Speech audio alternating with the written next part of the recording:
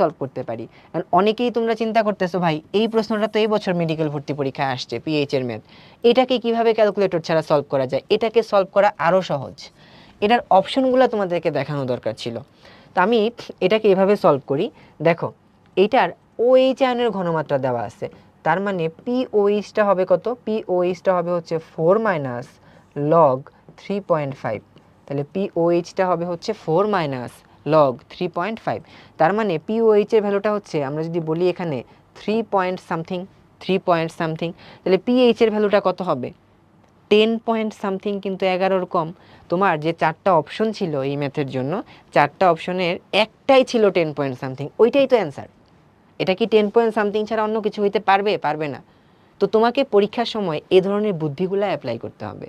প্রশ্ন কঠিন আসবে, দু একটা প্রশ্ন কঠিন আসবে, বাট তুমি যদি স্মার্টলি প্রিপারেশন নাও, তুমি ওই প্রশ্নটাকেও অ্যান্সার করে আসতে পারবা। আর তুমি যদি প্রশ্নটাকে অ্যান্সার করে আসতে পারো, তোমার রেজাল্ট ভালো হবে, নাম্বার ভালো হবে। নাম্বার ভালো হলে ভালো মেডিকেল কলেজে চান্স হবে ইনশাল্লাহ। ওকে, তোমরা পারবে, টেনশন নিও না। ঠিক আছে, এই যে আবার দেখো, হ্যাঁ, কোনটা হচ্ছে আমাদের এই তোমার অম্লীয় বাফার। ঠিক আছে, ওকে। আচ্ছা, এখন আসো যে আমাদের আর কি কি এখান থেকে প্রশ্ন হতে পারে। আর কি কি প্রশ্ন হতে পারে এখান থেকে? যেমন তাপ রসায়ন থেকে এখান থেকে কিছু প্রশ্ন হয়। আবার এই তাপ রসায়ন কিন্তু সিলেবাসের বাইরে, যেটা হলো আমাদের শর্ট সিলেবাসের বাইরে, এক্সট্রা সিলেবাস। তাপ রসায়ন সাধারণত এক্সট্রা সিলেবাস। ওকে, দেখো তাপ রসায়ন থেকে কি প্রশ্ন হয়? অনেক কিছু আছে। টেম্পারেচার মুখস্থ করব, এর গলন তাপ কত, ঊর্ধ্বপাতন তাপ কত, তারপরে হলো তোমার ঘনীভবন তাপ কত, অনেক রকম প্রশ্ন কিন্তু এখান থেকে তোমরা জিজ্ঞাসা করো, ভাই এতগুলা টেম্পারেচার মুখস্থ করব? প্রশমন তাপের আবার একটা বিশাল বড় বক্স, আবার বন্ধন শক্তির বিশাল বড় বক্স। ঠিক আছে, ওগুলো পড়বো আমরা, একেবারে ছেড়ে দিব না, বাট প্রশ্ন কিন্তু বলছে যে এগুলা থেকে প্রশ্ন আসেনি। প্রশ্ন এসেছে কোনটা তাপোৎপাদী বিক্রিয়া, কোনটা তাপহারী বিক্রিয়া। ঠিক আছে, প্রশ্ন এসেছে কোনটা তাপোৎপাদী বিক্রিয়া, কোনটা তাপহারী বিক্রিয়া, এই টাইপের প্রশ্ন পরীক্ষায় এসেছে। এই যে দেখো, কোনটা তাপহারী বিক্রিয়া। ঠিক আছে, আচ্ছা, তারপরে হচ্ছে দেখো, শক্তিশালী অম্ল ক্ষারকের প্রশমন বিক্রিয়ায় পানি উৎপন্ন হতে যে তাপ, প্রশমন তাপ বলা হয়। ওকে, আচ্ছা, তারপরে দেখো এই আমরা যেটাকে বলি কোন প্রক্রিয়াটি তাপোৎপাদী। ওকে, আচ্ছা, তো কোন প্রক্রিয়াটি তাপোৎপাদী? ডেন্টাল। ঠিক আছে, মানে ডেন্টালে এটা একটু বেশি আসে, মেডিকেলে আসছে কোনটা তাপহারী। ঠিক আছে, তার মানে আমরা দেখতে পাই কোনটা তাপোৎপাদী কোনটা তাপহারী, এই রিলেটেড প্রশ্ন কিন্তু তাপ মানে আমাদের রসায়ন থেকে পরীক্ষায় প্রশ্ন হয়। এখন আসো যে ভাই এই চ্যাপ্টারটার শুরুতে আমাদের রাসায়নিক সাম্যাবস্থার হিউজ একটা ইনফরমেশন, এতগুলা থেকে কি পড়বো? চলো আমরা প্রশ্ন দেখি কি আসছে এতগুলা থেকে। প্রশ্ন আসছে অ্যাক্টিভেশন এনার্জি কোনটার সহায়ক? তাপমাত্রা বা এরকম, হ্যাঁ। তারপরে হচ্ছে নিচের রিঅ্যাকট্যান্ট বা ঘনত্ব ভারসাম্য কোন দিকে যাবে? ধ্রুবক তাপমাত্রায় ঘনত্ব বৃদ্ধি করলে কোন দিকে যাবে? মানে অ্যাকচুয়ালি আমাদের সাম্যাবস্থার যে অ্যাপ্লিকেশনগুলা সেইগুলা থেকে প্রশ্ন কিন্তু মাঝে মাঝে আসে, সবসময় যে আসবে তা না। নিচের কোন বিক্রিয়াতে সাম্যাবস্থায় চাপের প্রভাব নাই? তাহলে সাম্যাবস্থায় যেটাকে বলি আমরা লাসাতেলীয় নীতি, এই টপিকটা আমাদেরকে একটু শিখে রাখতে হবে।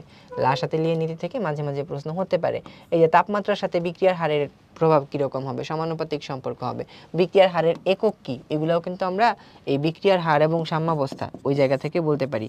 ঠিক আছে, মানে আমরা এটাকে সাম্যাবস্থা বলতে পারি। তাহলে সাম্যাবস্থা বড় একটা টপিক, তো এখান থেকে সাব হেডিংয়ে যদি বলি বিক্রিয়ার হার পড়তে হবে এবং আমাদের লাসাতেলীয় নীতি পড়তে হবে, লাসাতেলীয় নীতি। ঠিক আছে, লাসাতেলীয় নীতিটা পড়তে হবে এখান থেকে। ওকে, ঠিক আছে।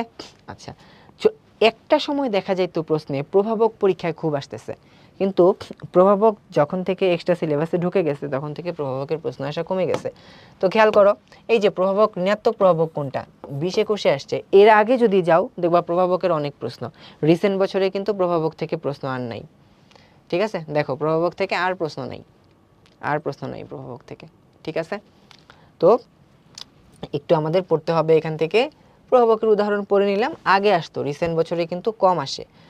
আচ্ছা, পানির আয়নিক গুণফল, তো তোমরা চিন্তা করো তথ্যমূলক প্রশ্নে সংখ্যামূলক তথ্য কীরকম আসে? অল্প আসে। 25°C তাপমাত্রায় পানির আয়নিক গুণফল কত? এটা যদি কেউ না পারে, এটা তো সবাই জানে, কত হয়? 10⁻⁻14 এরকম হয়।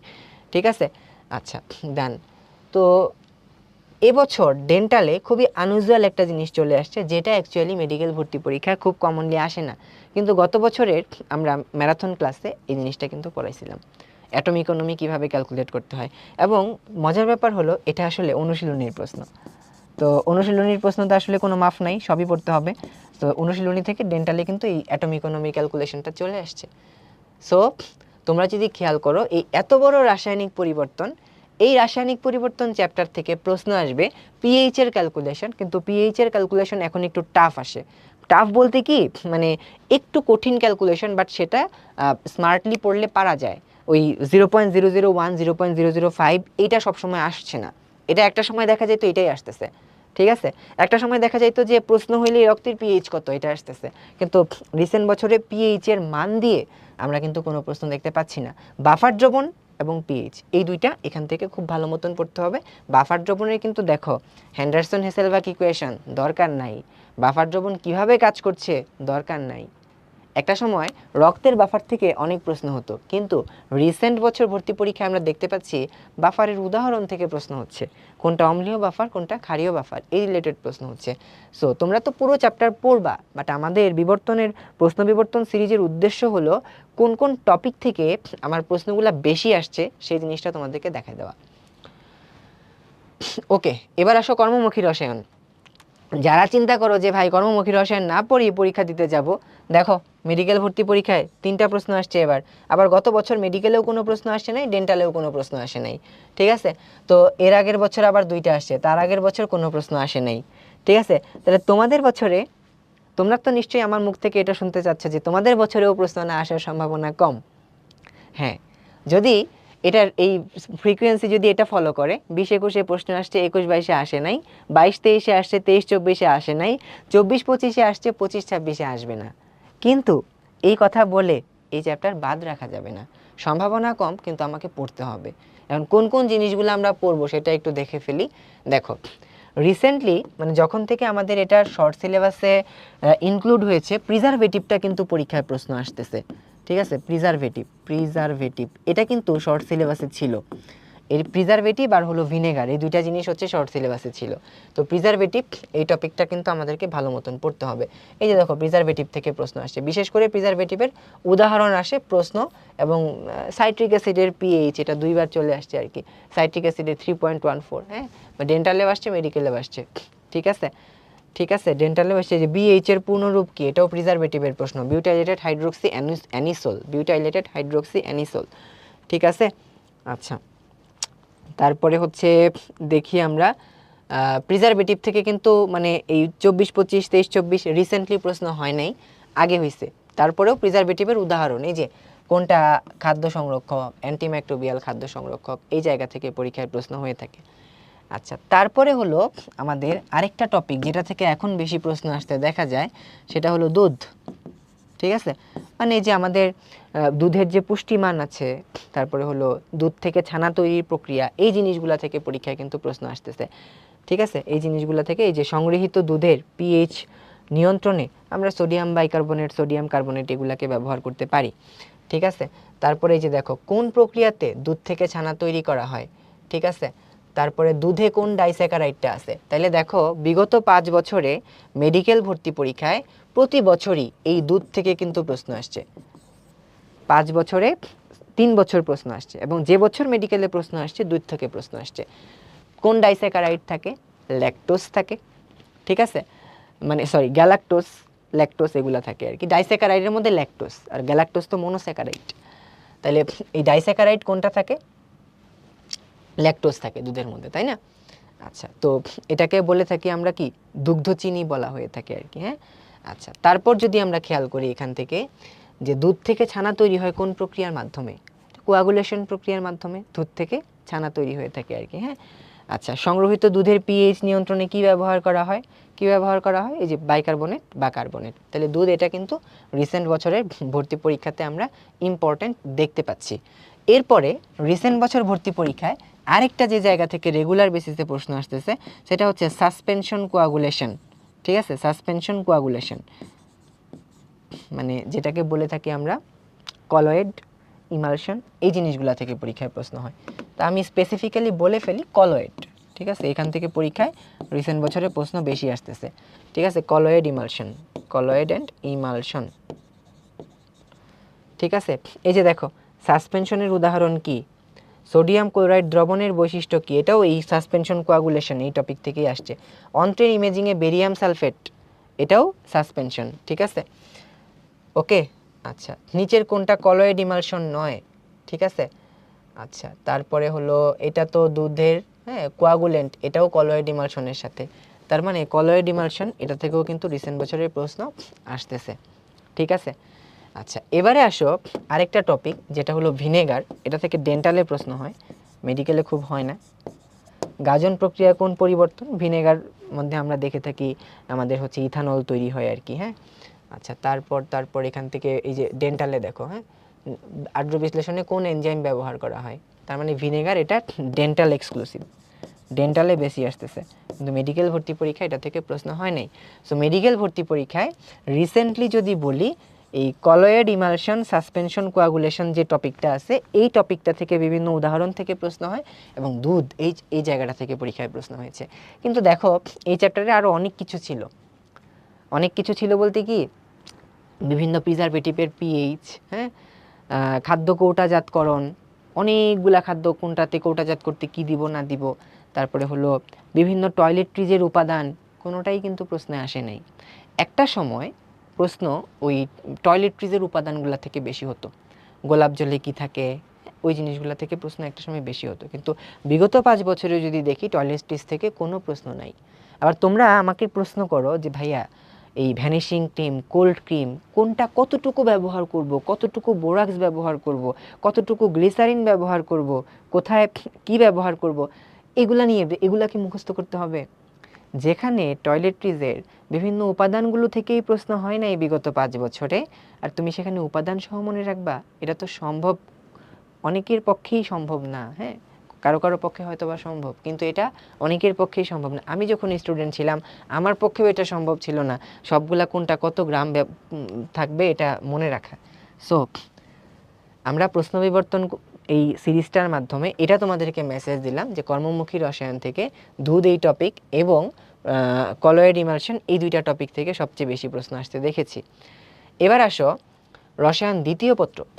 সাধারণত মেডিকেল ভর্তি পরীক্ষায় ম্যাট, মেডিকেল অ্যাডমিশন টেস্টে রসায়ন দ্বিতীয় পত্র থেকে অধিক প্রশ্ন আসবে, এবং এই রেশিওটা বিগত 5 বছরে আমরা দেখতে পাই মোটামুটি 14, 15, 16 এরকম প্রশ্ন দ্বিতীয় পত্র থেকে হয়, প্রথম পত্র থেকে প্রশ্ন একটু কম হয়।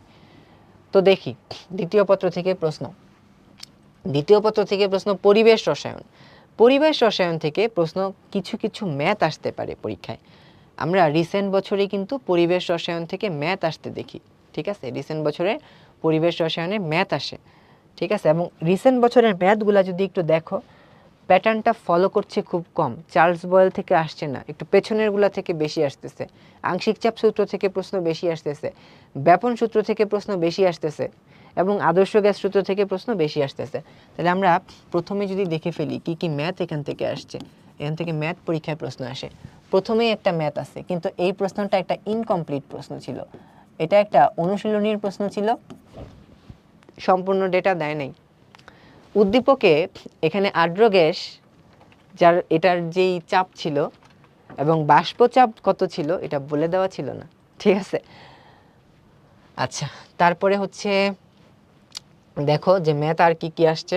ম্যাথ আসছে হচ্ছে যে এসটিপিতে আয়তন কত এবং মোল ভগ্নাংশ, এই যে দেখছো বলছি না মোল ভগ্নাংশ কত। এটা অনেকে চিন্তা করতে পারো এরকম এটা ক্যালকুলেটর ছাড়া কিভাবে করব, এটাকেও কিন্তু ক্যালকুলেটর ছাড়া করা সম্ভব, ঠিক আছে, এটাকেও ক্যালকুলেটর ছাড়া করা সম্ভব। আমরা একটু যদি দেখে ফেলি কিভাবে এটাকে ক্যালকুলেটর ছাড়া করা সম্ভব। হ্যাঁ, দেখো এখানে অক্সিজেনের মোল সংখ্যা বের করব, কার্বন ডাইঅক্সাইডের মোল সংখ্যা বের করব প্রথমে। তাহলে অক্সিজেনের মোল সংখ্যা যদি বের করি, অক্সিজেনের মোল সংখ্যা ইকুয়াল টু কত হবে দেখো তো ভাইয়া, 1.032 ডিভাইডেড বাই 32। আমি এটাকে 1/32 লিখতে পারি। 1/32কে দেখো 1/3 হলে আমি এটাকে লিখতাম হচ্ছে 0.3, কিন্তু 1/32 এটা হলো 0.03, তারপর সামথিং কিছু একটা। এবারে দেখো আমাদের বাকি যে কার্বন ডাইঅক্সাইড আছে, কার্বন ডাইঅক্সাইডের যদি মোল সংখ্যা হিসেব করি 0.5 ডিভাইডেড বাই 44, 0.5 ডিভাইডেড বাই 44, এটাকে দেখো যদি এটা এরকম হইতো যে উপরে 4 ডিভাইডেড বাই 44, আমরা লিখতাম এটা যে হচ্ছে 4 ডিভাইডেড বাই 44 0.1, ঠিক আছে, কিন্তু এটা 4 না হয়ে এটা হয়েছে কত 0.5 ডিভাইডেড বাই 44, এটাকে লেখা যায় 0.01। এখন দেখো তোমার জন্য ক্যালকুলেশন করা কিন্তু সহজ। তোমাকে বলছে কার্বন ডাইঅক্সাইডের মোল ভগ্নাংশ কত, তাহলে কার্বন ডাইঅক্সাইডের মোল ভগ্নাংশ এটা যদি আমরা ক্যালকুলেশন করি, দেখো একটু কার্বন ডাইঅক্সাইডের মোল ভগ্নাংশ 0.01, 0.03 প্লাস 0.01, এটাকে আলটিমেটলি যদি ক্যালকুলেট করো, এটাকে আলটিমেটলি ক্যালকুলেট করলে লেখা যায় 1/4, 1/4 সমান লেখা যায় 0.25, অ্যান্সার ছিল 0.28। তার মানে ক্যালকুলেটর ছাড়াও কিন্তু করা সম্ভব। এবং ম্যাথ একটু রিসেন্ট বছরে দেখতে পাইতেছো তোমরা প্রতি বছর একটা কি দুইটা ম্যাথ এমন আসে যেটার ক্যালকুলেশন একটু গতানুগতিক ধারার বাইরে হয়। তো এই ধরনের প্রিপারেশনও আমাদেরকে রাখতে হবে, এ ধরনের প্রিপারেশনও রাখতে হবে, ঠিক আছে। আচ্ছা, তারপরে দেখো এখান থেকে এই যে এই সেম ম্যাথটা আবার ডেন্টালে রিপিট হয়েছে, এই যে মেডিকেলে এটাও ম্যাথ আসছে, ঠিক আছে। তার মানে আমরা দেখতে পাইলাম যে পরীক্ষাতে ম্যাথ আসতেছে, পরীক্ষাতে ম্যাথ এখান থেকে আসতে পারে। তাহলে একটা গেল হচ্ছে ম্যাথ। এরপরে দেখো কিছু অ্যাপ্লাইড সূত্র আসে, কিছু অ্যাপ্লাইড সূত্র, ঠিক আছে। মানে আমরা এটাকে বলতে পারি হচ্ছে সূত্র অ্যাপ্লিকেশন করা, সূত্র অ্যাপ্লিকেশন। ওকে, এখন দেখো সূত্র অ্যাপ্লিকেশন কিভাবে, সূত্র অ্যাপ্লিকেশন কিভাবে মানে ব্যাপনের হার, এই সূত্রটাকে অ্যাপ্লিকেশন করব, গ্রাহামের ব্যাপন সূত্র। এই যে দেখো ব্যাপনের হার কোথায় বেশি কোথায় কম, ঠিক আছে, ব্যাপনের হার কোথায় বেশি কোথায় কম। এই যে দুইটা গ্যাসের গড় বিক্রিয়াহীন অবস্থায় মিশ্রিত করলে মিশ্রণের মোট চাপ হবে দুইটার সমষ্টির সমান, ঠিক আছে।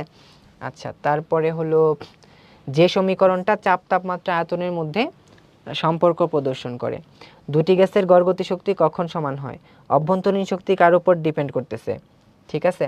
এগুলা কিন্তু সবই সূত্রের অ্যাপ্লিকেশন, ঠিক আছে, সূত্রের অ্যাপ্লিকেশন। কোন গজদ্বয়ের ব্যাপনের হার সমান, যাদের ভর সমান হয় তাদের ব্যাপনের হার সমান হয়, এগুলাও আমাদের সূত্রের অ্যাপ্লিকেশন অ্যাকচুয়ালি, ঠিক আছে, সূত্রের অ্যাপ্লিকেশন। আচ্ছা, এখন দেখো যে একটা সময় মেডিকেল ভর্তি পরীক্ষায় এই প্রথম চ্যাপ্টার থেকে বায়ুমণ্ডল থেকে খুব ফ্রিকোয়েন্টলি প্রশ্ন আসতো। রিসেন্ট বছরে কিন্তু আমরা বায়ুমণ্ডল থেকে খুব যে বেশি প্রশ্ন আসতেছে ব্যাপারটা এরকম দেখি না। তবে এখন আমরা অ্যাসিড বেস থেকে প্রশ্ন বেশ কিছু আসতে দেখি। অ্যাসিড বেজের যে কনসেপ্ট আছে সেই কনসেপ্ট থেকে বেশ কিছু প্রশ্ন আসতে দেখি। চলো একটু দেখি আমরা অ্যাসিড বেজের কনসেপ্ট থেকে প্রশ্ন। যেমন দেখো এই যে অ্যাসিড বৃষ্টি, ঠিক আছে, কোনটা তীব্র অ্যাসিড নয়, ওকে, এইগুলা পরীক্ষায় হতে পারে প্রশ্ন।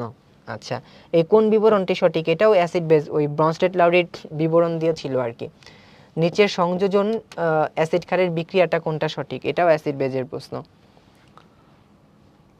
ওকে, তারপরে হলো অস্তিত্বের এই উভধর্মী যৌগ, এটাও অ্যাসিড বেজের প্রশ্ন। হ্যাঁ, আমরা জানি যে হাইড্রোজেন পানি এটা উভধর্মী যৌগ, আবার হাইড্রোজেন যুক্ত বিভিন্ন অ্যানায়নগুলো উভধর্মী যৌগ হয়ে থাকে আর কি, ঠিক আছে। আচ্ছা, তো এই মোটামুটি আমরা দেখতে পাইলাম। এখন এই চ্যাপ্টারের এই অ্যাসিড বেজের যে প্রশ্নগুলা হয়, এই প্রশ্নগুলা কিন্তু একটু মানে থিওরিটিক্যাল প্রশ্ন, অ্যাসিড বেজের থিওরিটিক্যাল প্রশ্ন। তোমাদের যে ঝামেলাগুলা মনে হয় যে কোনটা লুইস অ্যাসিড, কোনটা আরহেনিয়াস অ্যাসিড, কোনটা লুইস অ্যাসিড নয়, কোনটা লুইস বেজ নয়, উদাহরণ বেস প্রশ্ন কিন্তু একটু কম আসছে, কিন্তু অ্যাসিড বেজের থিওরিটিক্যাল প্রশ্ন কিন্তু এখান থেকে আমরা বেশি আসতে দেখেছি। আচ্ছা, এরপরে এই চ্যাপ্টারে আমাদের একটা এক্সক্লুসিভ জিনিস হলো বায়ু দূষণ, বায়ু দূষণ, ঠিক আছে। এই বায়ু দূষণ থেকে দেখবা বেশ কিছু প্রশ্ন আসছে। এই যে ফটোকেমিক্যাল স্মোক বায়ু দূষণের প্রশ্ন, তারপর হাইড্রোকার্বন জ্বালানি এবং কয়লার অসম্পূর্ণ দহনে, হ্যাঁ, এটা কার্বন মনোক্সাইড তৈরি হয়, বায়ু দূষণের প্রশ্ন। গ্রিনহাউস ক্ষতিকারক গ্রিনহাউস থেকে কে প্রভাব সুরক্ষা দেয়, বায়ু দূষণের প্রশ্ন।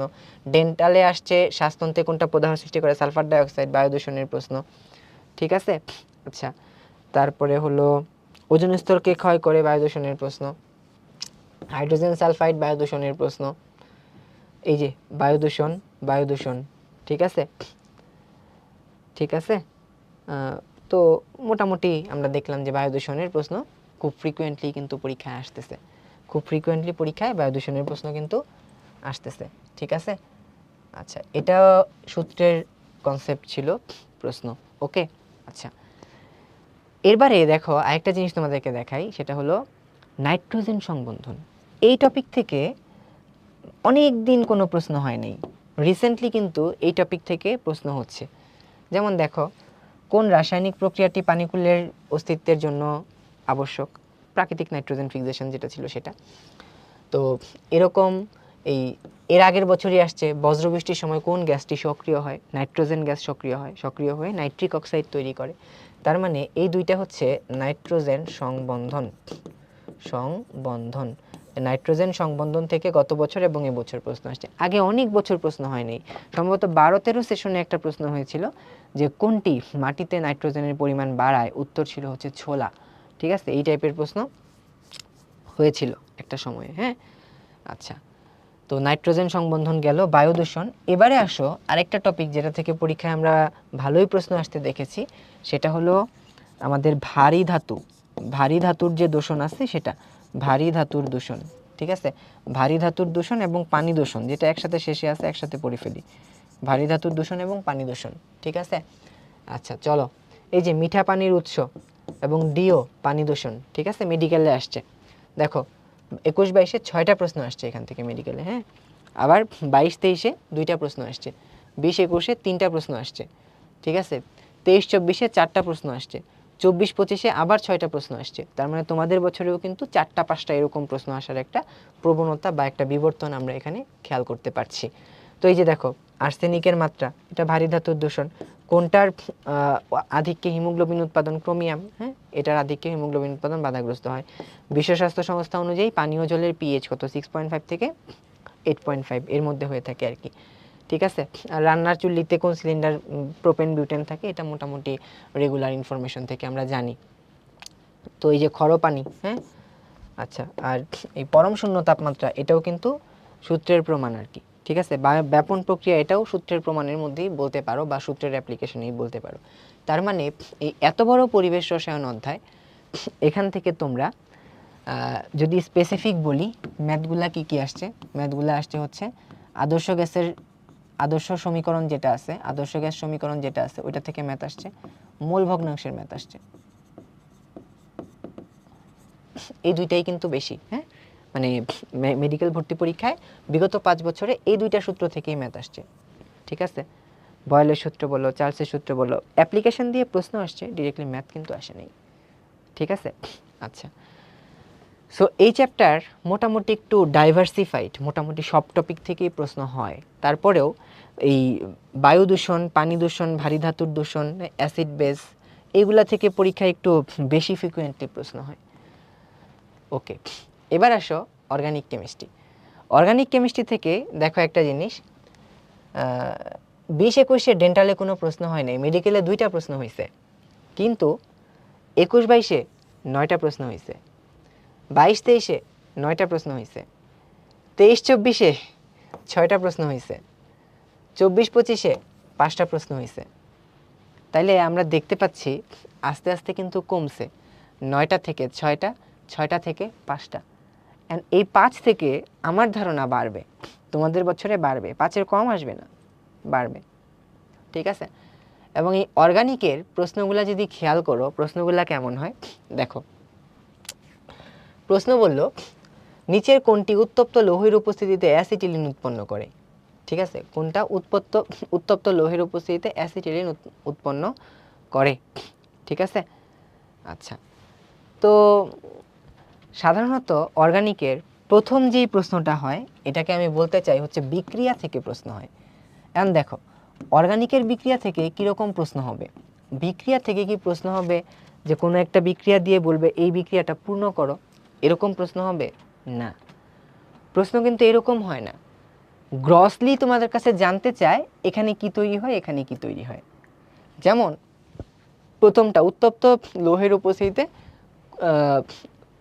কোন নিচের কোনটি উত্তপ্ত লৌহের উপস্থিতিতে অ্যাসিটিলিন দ্বারা উৎপাদিত হয়? বেনজিন। তাহলে এটা বিক্রিয়া থেকে আসলো। ঠিক আছে, এটা বিক্রিয়া থেকে আসলো। সংকেত, এই দেখো, এটাও কিন্তু একটা বিক্রিয়া। ঠিক আছে, এটাও কিন্তু একটা বিক্রিয়া। তো ইলেকট্রন আকর্ষণ প্রতিস্থাপন বিক্রিয়া নিচের কোন ক্রমটি সঠিক? এটা অ্যাকচুয়ালি যে প্রশ্নটা আসছিল, এটা হলো সক্রিয়তার যেই ক্রম ছিল সেই ক্রম অনুযায়ী ছিল আর কি। হ্যাঁ, তো এখানে প্রথমে নাইট্রোবেনজিন হয়, তারপরে হচ্ছে এখানে আমাদের যেটা অ্যানিলিন সেটা উৎপন্ন হয়। তো সক্রিয়তা দেখা যায় যে অ্যানিলিনের বেশি হয়, কারণ হলো ইলেকট্রন আকস্মিক প্রতিস্থাপন বিক্রিয়া তো বলয় সক্রিয়কারী গ্রুপ থাকে ওখানে, আর নাইট্রোমূলক তো মেটা নির্দেশক গ্রুপ, তো এটা বলয়কে নিষ্ক্রিয় করে, সো এটার সক্রিয়তা বেনজিন থেকে কম হয়। এই রিলেটেড প্রশ্ন কিন্তু পরীক্ষায় হয়েছে। ওকে, আচ্ছা এই দেখো বিক্রিয়া থেকে প্রশ্ন দেয় কোনটা কার্বিলামিন বিক্রিয়া দেয়, ইথানল এবং ইথানোয়িক অ্যাসিড উভয়ের সাথে বিক্রিয়া করে কোনটা, সোডিয়াম। তার মানে এগুলো সবই বিক্রিয়ার প্রশ্ন আর কি, ঠিক আছে, সবই এগুলা বিক্রিয়ার প্রশ্ন। নিচের কোন যৌগটি অ্যামোনিয়াকাল সিলভানাইটের দ্বারা সাদা পদক্ষেপ দেয়, এটা হলো কে দেয়, অ্যালডিহাইড দেয় অ্যামোনিয়াকাল সিলভানাইটের দিয়ে সাদা পদক্ষেপ। আমাদের যে অ্যালকাইন 1 আছে সেটা দেয়, এটা অ্যান্সার অ্যালডিহাইডই ছিল। কোন অ্যালকোহলটি নিরোধিত হয়ে অ্যালকিন গঠন করতে পারে না, অ্যালকোহল থেকে কি যদি অপসারিত হয় তখন আমার অ্যালকিন তৈরি হয়, পানি অপসারিত হলে অ্যালকিন তৈরি হয়। এখন পানি যে অপসারিত হবে অ্যালকোহল থেকে, একটা কার্বনের জায়গা থেকে হাইড্রোক্সিল যাবে, আরেকটা থেকে হাইড্রোজেন যাবে। তাহলে আমরা দেখব যে অ্যালকিন যদি উৎপন্ন করতে হয় আমার কমপক্ষে 2 কার্বনের অ্যালকোহল লাগবে। তো এটা 1 কার্বনের অ্যালকোহল হলে অ্যালকিন গঠন করতে পারবে না, এটাই অ্যান্সার ছিল।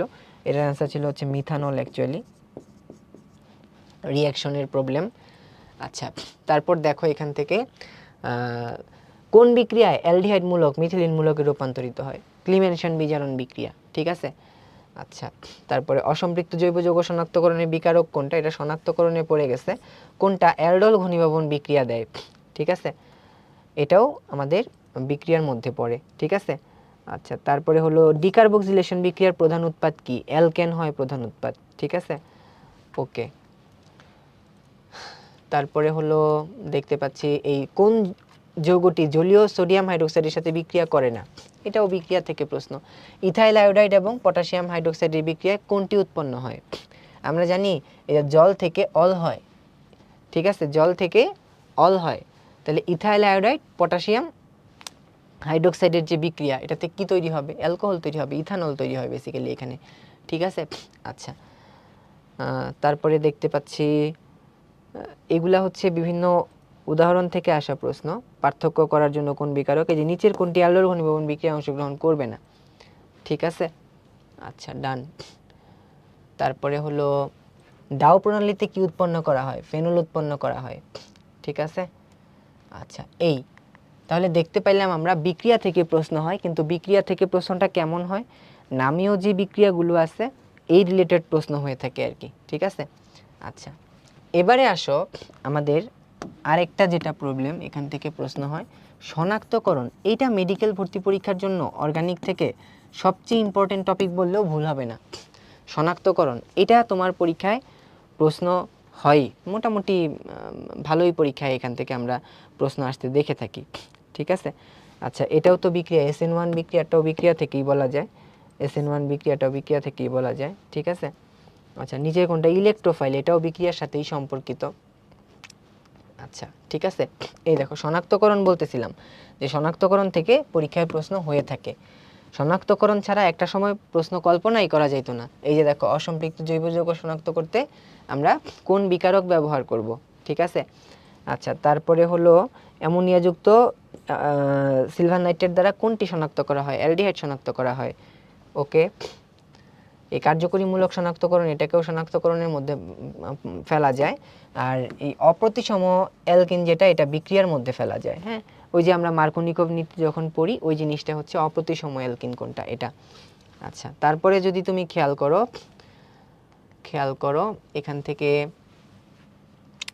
থেকে দেখা যায় এটা তো বিক্রিয়ার মধ্যেই আছে, কোনটাতে পুনর্বিন্যাস করলে ইউরিয়া উৎপন্ন হয়, কার্যকরীমূলক জ্যামিতিক সমানতা সংযোজন বৃদ্ধি করে, এই যে শনাক্তকরণ, ঠিক আছে।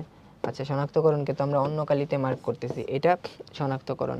এই যে পার্থক্য করার জন্য কোনটা শনাক্তকরণ, মানে এটা অ্যাকচুয়ালি অ্যালডিহাইড এবং কিটোন, সরি এটা হচ্ছে এটা হলো আমাদের অ্যালডিহাইড আর এটা হলো কিটোন, ঠিক আছে। অ্যালডিহাইড এবং কিটোন শনাক্ত করার জন্য কোন বিকারক ব্যবহার করব, আমরা অ্যালডিহাইড কিটোন শনাক্ত করার জন্য ফেলিং দ্রবণ, টলিন বিকারক এইগুলাকে ব্যবহার করে থাকি আর কি। আচ্ছা তারপর তুমি খেয়াল করো এখানেও যেটা আছে এই অ্যারোমেটিক যৌগের সংযোজন বিক্রিয়ার পদ্ধতি কি, এটা হলো ওই যে মুক্তমূলক ক্রিয়া কৌশলের মাধ্যমে হয়ে থাকে, ঠিক আছে। আচ্ছা, রিসেন্ট বছর ভর্তি পরীক্ষায় আমরা এর পাশাপাশি আরেকটা যে জায়গা থেকে প্রশ্ন বেশি আসতে দেখতেছি সেটা হলো সমানতা। এখান থেকে বিশেষ করে সমানতার উদাহরণ থেকে বেশ প্রশ্ন আসতেছে। এই যে জ্যামিতিক সমানতার শর্ত কি, হিগজিন 3 কোন ধরনের সমানতা প্রদর্শন করে, ঠিক আছে, এগুলা কিন্তু সমানতার প্রশ্ন আর কি। হ্যাঁ, আচ্ছা, এই যে অর্থ সমাণু প্যারা সমাণু এগুলাকে অর্থ প্যারা নির্দেশক গ্রুপকে আলাদা করে বলতে চাই, এটা উদাহরণের মধ্যে ফেলি আমি। তো যাই হোক, তারপরে হলো এই কিটোইনল সমানতা, ঠিক আছে, সমানতার প্রশ্ন, মানে সমানতা এই ইথার এবং কিটোন কোন ধরনের সমানতা দেখায়, এই কিটোইনল টটোমারিতে কোনটা প্রদর্শন করবে, এটা প্রোপানন ছিল আর কি অ্যান্সার। ডাইমিথাইল ইথার এবং ইথানল কার্যকরীমূলক সমানতা দেখায়, ঠিক আছে। আচ্ছা, দুইটা কাইরাল কেন্দ্র বা অপ্রতিসম কার্বন, এটা হলো আমাদের আলোক সমানতার উদাহরণ। ওকে, কোনটা আলোক সক্রিয় যৌগ, আলোক সমানতার উদাহরণ, ঠিক আছে। জ্যামিতিক সমানতাকে দেখায় এ টটোমারকে, টটোমার হলো এটা কিটোন আছে ইনল গঠন যেটা, সেটা টটোমার হয়, ঠিক আছে। ওকে, ডান, ঠিক আছে। তাহলে এই সমানতা থেকে কিন্তু পরীক্ষায় প্রশ্ন হয় উদাহরণ দিয়ে কোনটা কি ধরনের সমানতা দেখাচ্ছে এটা, এবং আলোক সক্রিয় সমানতা থেকে প্রশ্ন হয় যে আমাদের কোনটা আলোক সক্রিয় সমাণু বা কোথায় কাইরাল কার্বন আছে কোথায় কাইরাল কার্বন নাই, এ ধরনের টপিক থেকে। এবারে আসো আমাদের সেটা হলো একটা সময় কিন্তু এই কার্যকরীমূলক থেকে প্রশ্ন অনেক দিন আসে নাই, কিন্তু রিসেন্ট বছরে দেখতে পাই আমরা এই কার্যকরীমূলকের প্রশ্ন আবার আসা শুরু হয়েছে।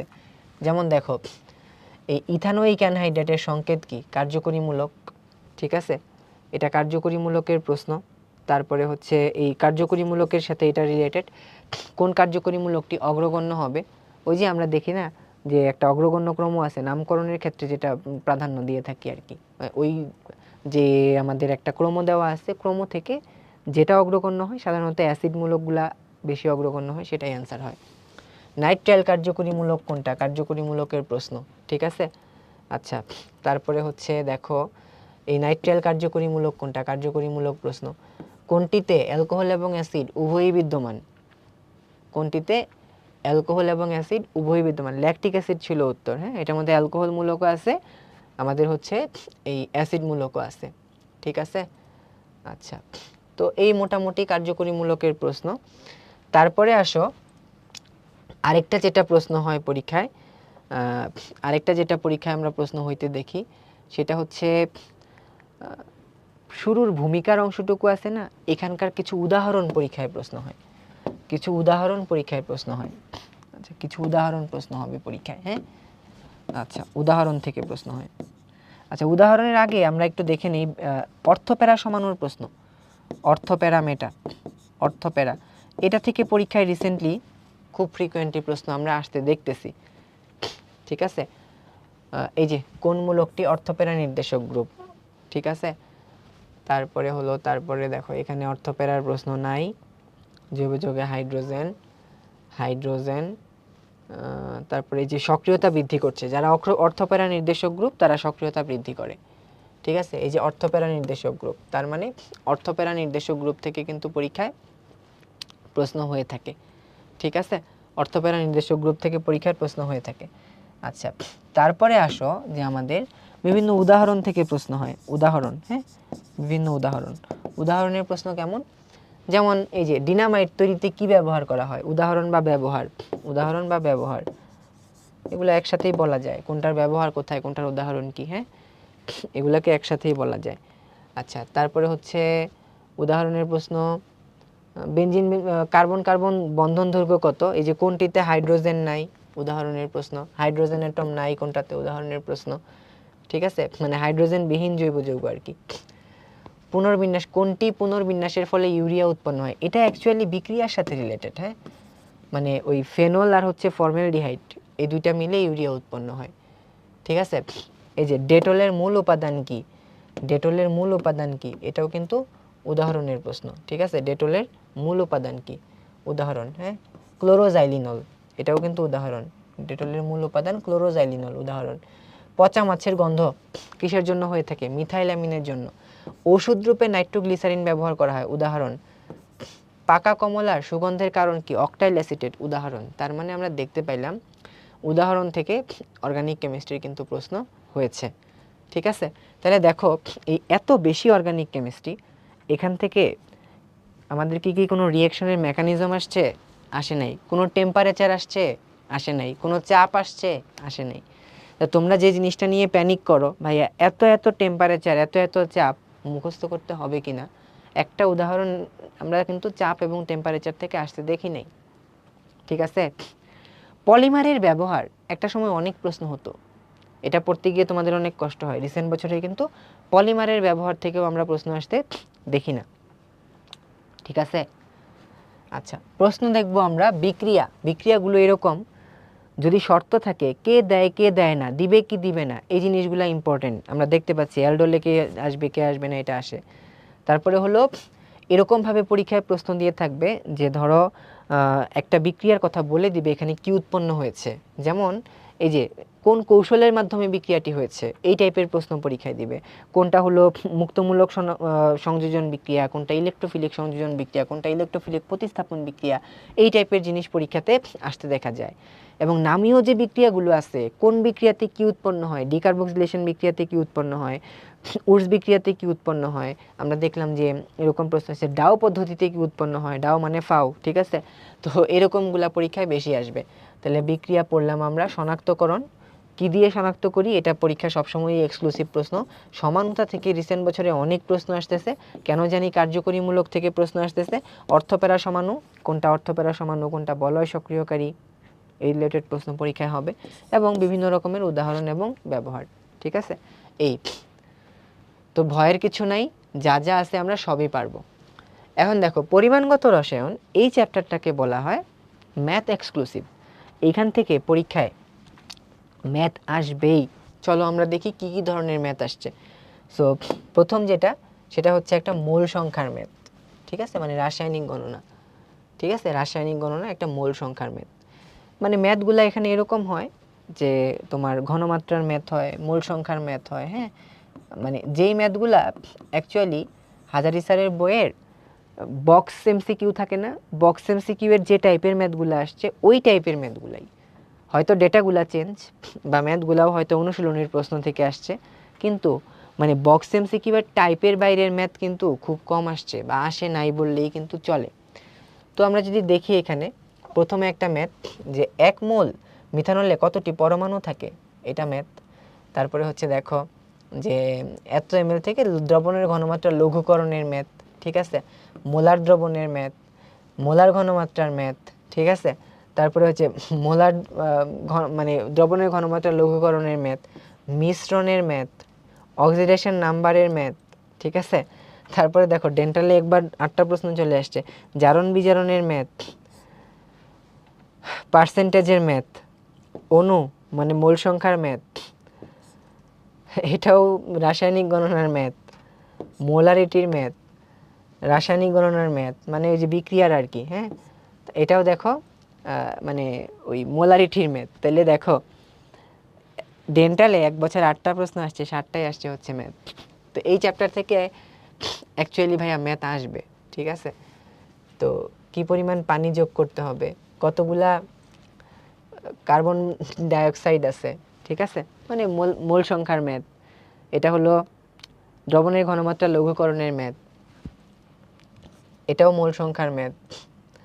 ঠিক আছে, এই দুইটা ম্যাথ, এটাও ম্যাথ। ডেন্টালে অ্যাকচুয়ালি এখান থেকে বেশি ম্যাথ আসে। হ্যাঁ, 10%-এর মোলারিটি কত, পিপিএম ঘনমাত্রা কত, কত গ্রাম প্রয়োজন হয়, তার মানে এই চ্যাপ্টার থেকে ভাইয়া ম্যাথ পরীক্ষায় আসতেছে। এখন এই যে ম্যাথগুলা যে আসছে, এই ম্যাথগুলার টাইপস কি কি, ম্যাথগুলার টাইপ যদি তুমি চিন্তা করো দেখবা মোলারিটি, এটা হবে সবচেয়ে বেশি সেলিব্রিটি। মোলারিটি, মোলারিটি থেকে ওই S = 1000 W/mv, এটা যেরকম আসতেছে, মোলারিটির রূপান্তরের ম্যাথগুলাও কিন্তু আসে পার্সেন্টেজ, বিশেষ করে পার্সেন্টেজ থেকে মোলারিটি। দ্রবণের ঘনমাত্রা লঘুকরণ, ঘনমাত্রা লঘুকরণ, লঘুকরণ। ঠিক আছে, জারণ বিজারণ প্রশমন বিক্রিয়া, এটা সাধারণত ডেন্টালে আসে প্রশমন বিক্রিয়া। মোটামুটি এগুলা থেকেই কিন্তু খুব ফ্রিকোয়েন্টলি আমরা প্রশ্ন আসতে দেখতেছি। এরপরে যেটা পরীক্ষায় ইম্পর্টেন্ট সেটা হলো নির্দেশক। নির্দেশক, বিভিন্ন প্রকার টাইট্রেশনে কোথায় আমরা কোন নির্দেশক ব্যবহার করব। যেমন এই যে দেখো, তীব্র অ্যাসিড মৃদু ক্ষার টাইট্রেশনে উপযুক্ত নির্দেশক কোনটা? মিথাইল অরেঞ্জ, মিথাইল রেড, যেটা থাকবে সেটা। আচ্ছা, তারপরে হলো দেখতে পাই আমরা এই তীব্র অ্যাসিড মৃদু ক্ষার, এটাই মিথাইল অরেঞ্জ, মিথাইল রেড একই, ঠিক আছে। এই সবল অ্যাসিড দুর্বল ক্ষার টাইট্রেশনের প্রশমন বিন্দুতে পিএইচ কত, মানে ওই নির্দেশকের সাথে রিলেটেড আর কি। হ্যাঁ, আচ্ছা, তো এরপরে আসে যেটা, এটাও একটা সময় প্রশ্ন হইতো না, রিসেন্টলি প্রশ্ন আসা বেশি শুরু হয়েছে, জারক বিজারক। জারক বিজারক এটা বিক্রিয়া থেকে চিহ্নিত করতে দেয় অথবা উদাহরণ দেয়। জারক বিজারক, এই যে দেখো নিচের কোনটা? গ্যাসীয় বিজারক। নিচে এই বিক্রিয়াটিতে বিজারক কোনটি, ঠিক আছে। আচ্ছা, তারপরে হলো জারণ বিজারণ থেকে জারণ মান যোজনী শূন্য, এটাও জারণ বিজারণের আন্ডারে ফেলা যায়। বিজারক পদার্থের বৈশিষ্ট্য কোনটি? গ্যাসীয় বিজারক কোনটি? সামঞ্জস্যতা বিক্রিয়া কোনটি? এটাও কিন্তু একটা জারণ বিজারণ বিক্রিয়া থেকেই আসছে। তার মানে জারক বিজারক জারণ বিজারণ বিক্রিয়ার উদাহরণ থেকে কিন্তু প্রশ্ন হচ্ছে। আরেকটা হলো প্রাইমারি স্ট্যান্ডার্ড পদার্থ, সেকেন্ডারি স্ট্যান্ডার্ড পদার্থ, এই রকমের এই মাঝে একটা ডেন্টালে আসছে, ঠিক আছে, ডেন্টালে আসছে যে এটা কি। ওকে, তো এই মোটামুটি হচ্ছে আমাদের এখান থেকে ম্যাথগুলাকে ঠিকমতো করতে হবে। কোন ম্যাথগুলা করব? হাজারি স্যারের বইয়ের পকেট এমসিকিউ এর ম্যাথ, ওইগুলা করলেই বেশিরভাগ ক্ষেত্রে এগুলো ফিল আপ হয়ে যায়। নির্দেশক এবং জারক বিজারক এই জিনিসগুলোকে ভালো মতো পড়লে এই চ্যাপ্টারটাও কিন্তু কমপ্লিট হয়ে যায়। দেখো, বেয়ার ল্যাম্বার্ট সূত্র কোনো প্রশ্ন কিন্তু এখান থেকে আসে নাই। জারণ বিজারণ সমতাকরণ, যেটা তোমরা অনেক ভয় পাও, এখান থেকেও কিন্তু কোনো প্রশ্ন ভাইয়া আসে নাই, ঠিক আছে। ওকে, ডান। এবং দেখো এখান থেকে তড়িৎ রসায়ন, এটা মেডিকেল ডেন্টালের জন্য মানে একটা করে প্রশ্ন মাঝে মাঝে আসে, মাঝে মাঝে আসে না। গত বছর আসে নাই, এবছর আসতে পারে। সো এইখান থেকে পরীক্ষায় যেই টাইপের প্রশ্নগুলা হয়ে থাকে, এগুলা হচ্ছে আমরা বলে থাকি এখানে সেলিব্রিটি কোশ্চেন হচ্ছে অ্যানোড ক্যাথোড। বিভিন্ন রকমের যে সেলগুলো আছে, সেই সেলগুলার যে অ্যানোড ক্যাথোড আছে, সেই অ্যানোড ক্যাথোড এখান থেকে পরীক্ষায় প্রশ্ন হয়। তো অ্যানোড ক্যাথোড দেখো আমরা একটু দেখে ফেলি। অ্যানোড ক্যাথোড, অ্যানোড ক্যাথোড এই হাইড্রোজেন ফুয়েল সেলের অ্যানোড ক্যাথোড রূপে গ্রাফাইট ব্যবহার করা হয়, এটা আসছে পরীক্ষায়। একই প্রশ্ন রিপিট হয়েছে, এই যে দেখো হাইড্রোজেন ফুয়েল সেল, মানে অ্যানোড ক্যাথোড আসছে কিন্তু এটা বারবার হাইড্রোজেন ফুয়েল সেল থেকেই আসছে, ঠিক আছে। আচ্ছা, আবার এই হাইড্রোজেন ফুয়েল সেলের ক্ষেত্রে ইএমএফ কত, লেড সঞ্চয়ী কোষের ক্ষেত্রে অভ্যন্তরীণ রোধ কত, ঠিক আছে। তো এগুলো আসতেছে। আবার দেখো এই চ্যাপ্টার থেকে না, মানে যখন যেই জায়গা থেকে এক ছোট ছোট প্রশ্ন, তো রিপিটেশন আসলে আসে না, যেরকম একটা ক্লাস্টার টপিক যেখান থেকে প্রশ্ন আসবেই বলা ডিফিকাল্ট। এই চ্যাপ্টারটা থেকেই অ্যাকচুয়ালি প্রশ্ন কম হয়, এবং যে প্রশ্নগুলো হয় সেই প্রশ্নগুলো অ্যাকচুয়ালি বেসিক ধারণা থাকলে পারা যায়, বেসিক ধারণা থাকলে পারা যায়। হ্যাঁ, যেমন ডেন্টালে এবছর আসছে কোন আয়নটি আগে চার্জ মুক্ত হবে, এবং তামার বিজারণ বিভব কত, এরকম প্রশ্ন ডেন্টালে এবার আসছে। আবার অনেক আগে মেডিকেলে একবার প্রশ্ন আসছে 20-21-এ, কোনটা কম বিক্রিয়াশীল ধাতু, যেটা কম সক্রিয় ধাতু ওইটাই কম বিক্রিয়াশীল ধাতু। আবার দেখো 21-22-এ আবার উদাহরণ থেকে শুরুর দিক থেকে আসছে, পরিবাহিতা, অর্ধপরিবাহী, এগুলার থেকে আসছে। পরিবাহিতার সিজিএস সিস্টেমে একক কি? পার ওহম, আমরা জানি তাই না, রোধের বিপরীত রাশি, এই জন্য পার ওহম। আর তড়িৎ অর্ধপরিবাহীর উদাহরণ, অর্ধপরিবাহী মানে কারা? অর্ধপরিবাহী মানে আমরা জানি যারা কিনা ওই সেমিকন্ডাক্টর বা অর্ধপরিবাহী, সেমি মেটাল, মেটালয়েড, হ্যাঁ, যারা আছে, বড় ছেলে জানোয়ার সব থেকে অপয়া, এই সূত্র দিয়ে আমরা মনে রাখি সাধারণত। সো এই মোটামুটি তড়িৎ রসায়ন চ্যাপ্টারটা মোটামুটি ভালো করে যদি পড়তে চাও, আমাদের যেই ধাতু সক্রিয়তা সিরিজটা আছে, এই ধাতু সক্রিয়তা সিরিজটাকে ভালো মতন আয়ত্ত করতে হবে। তো এটা থেকেই বেশিরভাগ প্রশ্ন আমরা এখান থেকে অ্যান্সার করে ফেলতে পারবো। অর্থনৈতিক রসায়ন, তো তোমরা অনেকেই ভয় করো যে ভাইয়া অর্থনৈতিক রসায়ন তো হিউজ একটা চ্যাপ্টার, কি রেখে কি পড়বো। তো এটা থেকে যদি আমরা দেখি, মেডিকেলটা দেখি আগে, ডেন্টালটা পরে দেখব। দেখো 20-21-এ প্রশ্ন আসছে, 21-22-এ প্রশ্ন নাই, 22-23-এ প্রশ্ন নাই, 23-24-এ প্রশ্ন নাই। আবার 24-25-এ প্রশ্ন আসছে। আবার 24-25-এ যেই প্রশ্নটা আসছে এটা অ্যাকচুয়ালি না আসার মতোই, কারণ যেটা আসছে যে বর্জ্য রিসাইক্লিংয়ের প্রধান সুফল কী পাওয়া যায়, এটা actually common sense, actually common sense, উৎপাদন খরচ কমে বা এরকম কিছু একটা ছিল আর কি অ্যান্সার, ঠিক আছে। তো ডেন্টালেও প্রশ্ন নাই। তো এখন তো বাকি যে প্রশ্নগুলো আসছে, প্রশ্নগুলো কেমন হয়েছে দেখি। ভূত্বকে কোন ধাতুটি সবচেয়ে বেশি আছে? অ্যালুমিনিয়াম, এটাকেও এই চ্যাপ্টার থেকে গেট আউট করে দেওয়া যায়, ওই পর্যায় সারণীতে নিয়ে যাওয়া যায়। কয়লার সবচেয়ে কোন উপাদানটা ক্ষতিকারক? সালফার, কারণ সালফার ডাই অক্সাইড করে। চামড়া ট্যানিংয়ে কি ব্যবহার করা হয়? ক্রোমিয়াম সালফেট ব্যবহার করা হয়। ঠিক আছে। ইউরিয়ার অন্তর্বর্তীকালীন যৌগ কোনটা? কার্বামেট। ইথেনের শতকরা পরিমাণ, এই প্রশ্নটা মনে রাখা কঠিন। ন্যানোকণার পরিসর, এটাও রেগুলার প্রশ্ন। ঠিক আছে। তার মানে আমরা দেখতে পাচ্ছি এখান থেকেও কিন্তু রিপিটেশন প্রশ্ন মানে বিগত 5 বছরে নাই বললেই চলে, বা খুবই র্যান্ডম একটা দুইটা প্রশ্ন কিন্তু এখান থেকে চলে আসতেছে। তো দেখো প্রশ্নগুলা কেমন হয়েছে। প্রশ্নগুলা এরকম হয়েছে, স্পেশাল কোনো উপাদান, যেমন কয়লার সবচেয়ে ক্ষতিকারক উপাদান, চামড়া ট্যানিংয়ে কি ব্যবহার করছি। ঠিক আছে। অন্তর্বর্তী যৌগ কি হয়েছে। এগুলা বেসিক্যালি ডেন্টাল স্পেশাল কোশ্চেন আর কি। মেডিকেলে এখান থেকে যে ধরনের প্রশ্নগুলো হয় খুবই বেসিক। তো বিগত 5 বছরে তিনটা প্রশ্ন আসছে মেডিকেলে। একটা হয়েছে বর্জ্য রিসাইক্লিং, এটা না আসার মতোই। কয়লার ক্ষতিকারক উপাদান, এটা বলতে পারো মেডিকেলে আসা একমাত্র প্রশ্ন। ঠিক আছে। আর অ্যালুমিনিয়াম, এটাও তো আগে চলে গেছে। তার মানে অর্থনৈতিক রসায়নে তোমরা যে ভয়গুলা পাও, ভাইয়া এত পার্সেন্টেজ, এত জিনিস, কোনটা কি কাজে ব্যবহার করতেছি, এত কিছু আসলে পরীক্ষায় কিন্তু রিফ্লেকশন হয়নি। রিসেন্ট বছরে অর্থনৈতিক রসায়ন থেকে প্রশ্ন হয়নি। পরপর 3 বছর কোনো প্রশ্ন হয়নি। গত বছর যে প্রশ্নটা হয়েছে এটা আসলে না হওয়ার মতোই। সো অর্থনৈতিক রসায়ন মোটামুটি বলা যায় এখন একটু কম গুরুত্বপূর্ণ।